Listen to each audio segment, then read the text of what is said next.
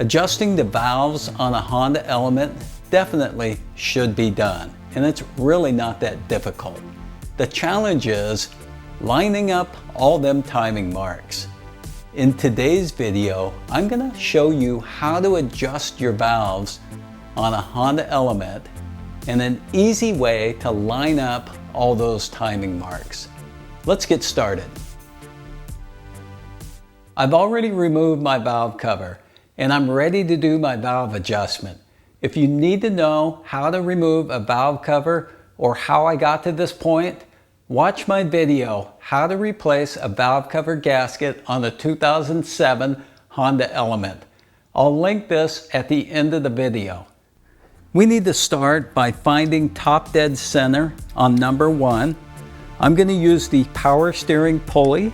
I took the plugs out and it'll turn very easy this way. And I need to turn the crank. And when you see number 1 valves moving, take a look down there at the crank and look for that notch in the crankshaft pulley. Now look at the camshaft gears. These marks should be facing each other. That's how you'll know you're on number 1 cylinder, ready to adjust the intake and the exhaust valves for number 1. Here's some important information you need to know. The crankshaft pulley will rotate 2 complete turns for all the valves to be adjusted. If you're in the wrong rotation, the camshaft marks will not line up. So keep that in mind. Also, the firing order on this engine is 1, 3, 4, 2. This is the order for adjusting the valves. The valve clearance should be set when the engine is cold, the intake at 8 to 10 thousandths, and the exhaust at 11 to 13 thousandths. I'm going to show you how to do a valve adjustment. I already checked all my valve clearances, and I found that my intake valves were still in specification and my exhaust valves were near 7 thousandths, which is way too tight. So let me show you how to do a valve adjustment on the number 1 cylinder intake side. There's a 10mm nut here and there's a slot for a screwdriver here. I'm going to use this special tool that I bought off Amazon for $26. This has a flat screwdriver in the center and a 10mm socket to go over the nut. The tool goes over the nut and the screwdriver goes in the slot. You'll loosen the nut and this valve just needed to be loosened a little bit. Move the screwdriver just a hair and retighten the nut, and that's it. There's your valve adjustment. Now I'll check it with my 9 thousandths feeler gauge. I've got just a little bit of drag on there. I'm going to call this perfect. Now I'll show you checking the exhaust valve on number 1 cylinder after my adjustment. The specifications 11 to 13 thousandths. I'm using a 12 thousandths and I got just a little bit of drag. These were at 7 thousandths. I'm going to call this perfect. Now here's a tip. On the camshaft where that dot is, mark that plastic chain guide with a marker. Do this on both the intake and the exhaust cam gears. This will help you line everything up in our next steps. Now you're going to use the power steering pump to turn the camshaft 90 degrees. And this mark is going to line up with the mark we just made on the cam chain guide. And when it does, we're ready to adjust the valves for number 3. Okay, and then here's number 3. I already checked my 10 doesn't go in. My 9 goes in that one.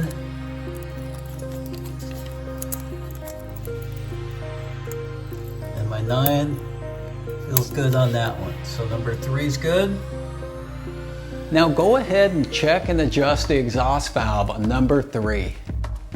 Next, we're going to use the power steering pulley to rotate the camshafts another 90 degrees.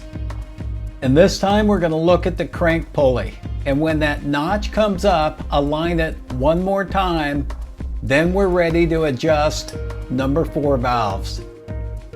So number 4 is just a little too tight. So I'm gonna go ahead and put this special tool in. Put that on. Loosen the nut. And I want to loosen that adjuster just a little bit. And I'm going to tighten it. Same thing with the other one here.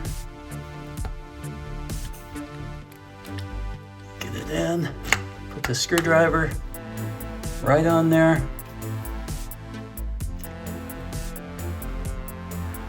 Loosen it. I just need to turn it just a little bit. Tighten it.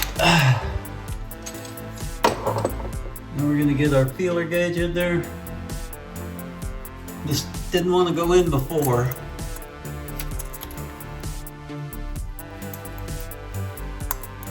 Hard to get to too.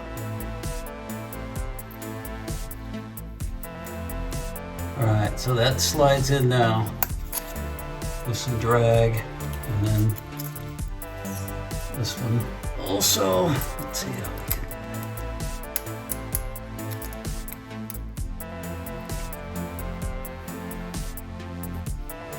Okay, and then that slides in also now. So that one's adjusted. Next, we're going to turn the engine 90 degrees one more time, and the mark on the left is going to line up with the mark I made on the left cam. And when it does, we're ready to adjust valve number 2.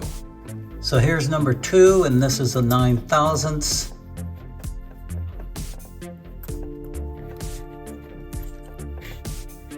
Looks like that slides in nicely. And the other one here,